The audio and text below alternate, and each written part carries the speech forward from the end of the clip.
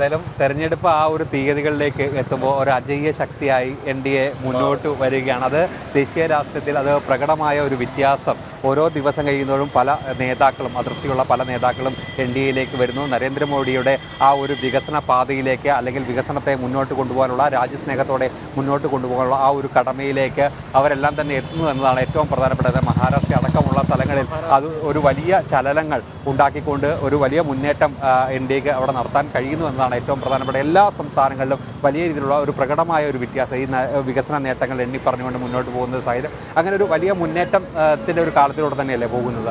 മഹാരാഷ്ട്രയിലെ ഒരുപാട് രാഷ്ട്രീയ വടംവലികളൊക്കെ നടന്നിട്ടുള്ള ഒരു സംസ്ഥാനമാണ് ഈ അടുത്ത കാലത്ത് തന്നെ. അപ്പോൾ മഹാരാഷ്ട്രയിൽ ഉദ്ധവ് താക്കറെ ഫാക്ടറിനെ മറയ്ക്കാൻ വേണ്ടിയിട്ട് BJP അല്ല NDAയുടെ ഭാഗത്ത് നിന്ന് നടത്തുന്ന ഒരു തന്ത്രമുണ്ട്. അവിടെ രാജ് താക്കറെ കളത്തിലേക്ക് എത്തിക്കുക എന്നുള്ളതാണ്. അപ്പോൾ NDAയുമായി സഹകരിച്ച് പ്രവർത്തിക്കാൻ വേണ്ടി രാജ് താക്കറെ തീരുമാനിച്ചു എന്നുള്ളതാണ് പ്രധാനപ്പെട്ട ഒരു വാർത്ത മഹാരാഷ്ട്രയിൽ നിന്ന് വരുന്നത്. മോഡിയുടെ വികസനവുമായി ചേർന്ന് നിന്ന് പ്രവർത്തിക്കാൻ അദ്ദേഹം തയ്യാറായി. NDAയുടെ ഭാഗമായി ഇനി മുതൽ മഹാരാഷ്ട്ര നവനിർമ്മാൺ സേന പ്രവർത്തിക്കും.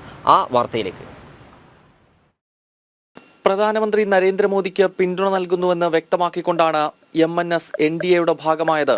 കഴിഞ്ഞ മാസം ഡൽഹിയിൽ രാജ് താക്കറെയും അമിത്ഷായും കൂടിക്കാഴ്ച നടത്തിയിരുന്നു.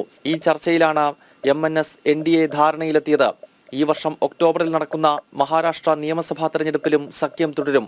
എന്നാൽ മഹാരാഷ്ട്ര നവനിർമ്മാൺ സേന ശിവസേനയിൽ ലയിക്കുന്നു എന്ന വാർത്തകൾ രാജ് താക്കറെ നിഷേധിച്ചു.